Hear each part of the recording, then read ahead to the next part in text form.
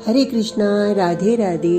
हम सभी साधक आज से श्री भरत जी का चरित्र श्रवण करेंगे। राम के बिना अयोध्या उजड़ी है।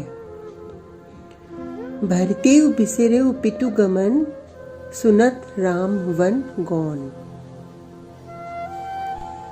ये क्या, ये अयोध्या नहीं है। ऐसी मेरी अयोध्या नहीं थी। भरत का हृदय चीत्कार उठा था। शत्रुघ्न भी देखते रह गए। ये क्या हो गया मेरी अयोध्या में। अयोध्या के वन उपवन ऐसे सूख गए थे जैसे दावानल से झुलस गए हों।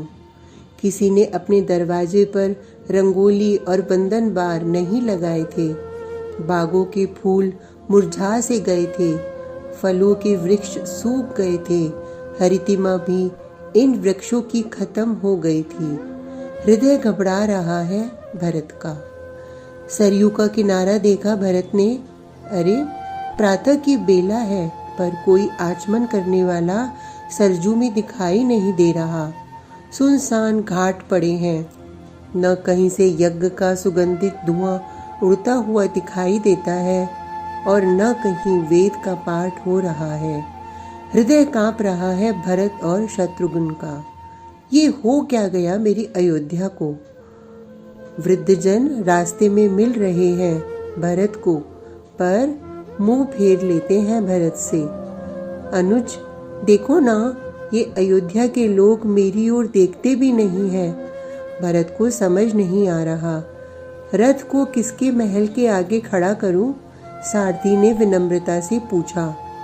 अनुज, आर्य श्री राम तो माता कैकई के महल में ही होंगे, है ना? शत्रुघ्न से पूछा था भरत ने। हाँ भैया, बड़े भाई श्री राम माँ कैकई के ही महल में ज्यादा रहते हैं। सारथी ने बिना कुछ बोले ही रथ को मोड़ दिया था कैकई के महल की ओर। धीरे से एक अयोध्या का नागरिक भरत के रथ को कैकई के महल की ओर मुड़ते देखकर बोल दिया, देखा, सब कैकई और भरत का ही षड्यंत्र था।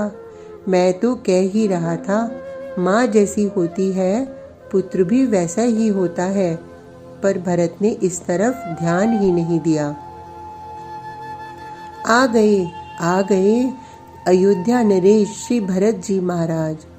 मंत्रा तो कल से प्रतीक्षा में है कि कब भरत आए और उसका राज्याभिषेक हो। आ गए अयोध्या नरेश। ये सूचना भी मंत्रा ने दौड़कर कैकई को दी थी। आगे बढ़कर भरत की आरती कैकई ने ही की। भरत और शत्रुघ्न ने चरण छूकर माँ को वंदन किया। तिलक किया था आरती से पहले कैकई ने, और तिलक मात्र भरत का, शत्रुघ्न का नहीं। इसका क्या तिलक, ये तो अब मेरे पुत्र भरत का सेवक है और इसकी माँ सुमित्रा मेरी दासी। पर हंसते हुए मंत्रा ने कहा, सुमित्रा के बेटे का भी तिलक कर दो राजमाता। तब बड़ी मुश्किल से शत्रुघ्न को तिलक निकाला था कैकई ने। पर भरत और शत्रुघ्न को इन बातों से कोई मतलब नहीं था। बिलक उठे भरत, माँ, ये क्या, आपके हाथों में चूड़ियाँ नहीं हैं और सुहाग का कोई चिन्ह नहीं। ये सफ़ेद साड़ी क्यों माँ? भरत कैकई के सामने रो पड़े। अयोध्या को क्या हो गया है और आपकी ये स्थिति? भरत के आंसू बह रहे थे। पुत्र, तुम्हारे पिता श्री दशरथ स्वर्ग सिधार गए। क्या? ओह, धड़ाम से गिरे हैं दोनों भाई भूमि पर। हे पिताजी, आप कहाँ गए? हाँ पिताजी, आप तो कहते थे ना, अब मेरी एक ही इच्छा है कि राम के राज्याभिषेक के बाद मैं सुखपूर्वक यज्ञ करूँगा ताकि विश्व की शांति भंग न हो। फिर क्या हुआ ऐसा कि आप हम लोगों को छोड़कर चले गए? पुत्र, जो विधाता लिखता है ना, उसे कौन मिटा सकता है? पर कैकई की बातों पर भरत ने ध्यान ही नहीं दिया। माँ, ये सब कैसे हुआ? कैसे शरीर त्यागा मेरे पिता ने? माँ, बोलो ना, मरते समय क्या बोला था मेरे पिता ने? मेरे आर्य श्री राम कहाँ है?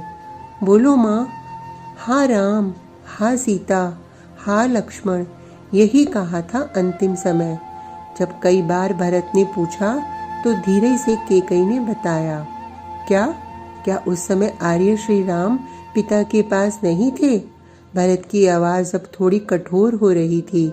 वो वनवास में गए हैं, इसलिए तो तुम्हारे पिता ने मोहवश अपने शरीर को त्यागा। कैकेयी ने सपाट सा उत्तर दिया। वन में वनवास मिला मेरे आर्य श्री राम को? अब भरत ने कैकेयी के मुख की ओर देखा। कैकेयी ने अपनी नजरें झुका ली। क्यों गए हैं वनवास मेरे श्री राम? क्या किसी स्त्री के साथ मेरे श्री राम ने गलत व्यवहार किया? क्या किसी निर्दोष की हत्या की मेरे श्री राम ने? गौ को मारा मेरे श्री राम ने? भरत ने सीधे प्रश्न किया। नहीं, राम किसी स्त्री पर कुदृष्टि कैसे डाल सकता है? नहीं, राम कैसे किसी निर्दोष को मार सकता है? नहीं, राम के द्वारा गौ की हत्या मतलब ही नहीं है। कैकेयी ने भरत को कहा। फिर क्यों वनवास गए मेरे श्री राम? बोलो माँ, बोलो। बोलती हूँ, पहले थोड़ा बैठ तो लो, थक गए होंगे, बैठ जाओ, पहले जल पी लो। अरे मेरे राजा भरत, आओ आओ। मंत्रा सज धज के अब आई है सामने। शत्रुघ्न ने एक धक्का देकर उसे हटाया। वो गिरी दूर जाकर। हाँ माँ, बताओ, मेरे श्री राम को क्यों वनवास मिला? बोलो माँ। मैंने अपने 2 वरदान मांग लिए थे तुम्हारे पिता से। कैकेयी ने बोला। क्या वरदान? पहला वरदान तुम्हें राजगद्दी और दूसरा वरदान राम को 14 वर्ष का वनवास। अंगार की तरह लाल हो गए भरत के नयन। यह क्यों नहीं कहती कि बिना मांगे अपने पति की हत्या मांग ली मैंने? भरत को क्यों छोड़ दिया तूने? मेरे भी मरने का वरदान मांग लेती। तू मानवी नहीं है कैकेयी, तू पिशाचनी है, तू सर्पणी है। जैसे सर्पणी जन्म देने के बाद अपने ही अंडों को निगल लेती है ना, तूने भी वही काम किया है। ओह, चराचर के प्राण प्रिय श्री राम तुझे अप्रिय लगे?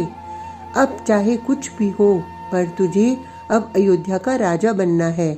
बड़ी हिम्मत करके कैकेयी ने कहा था। दुष्टा, तुझे राजमाता बनना है।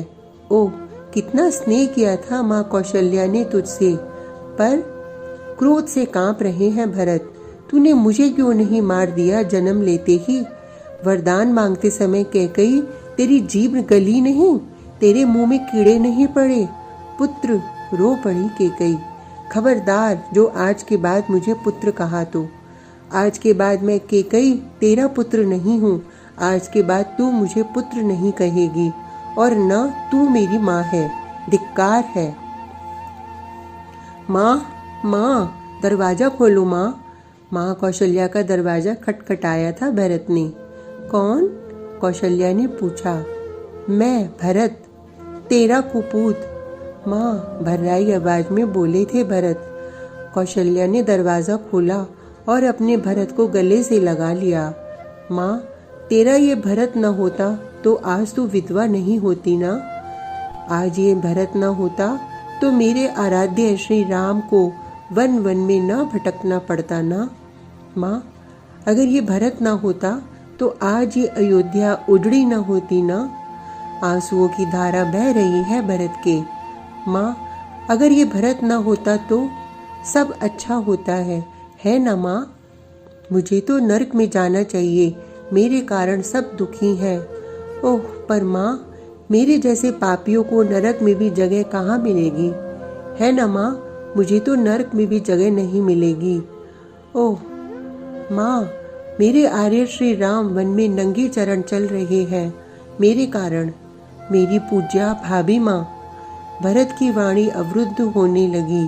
भरत अचेत हो गए।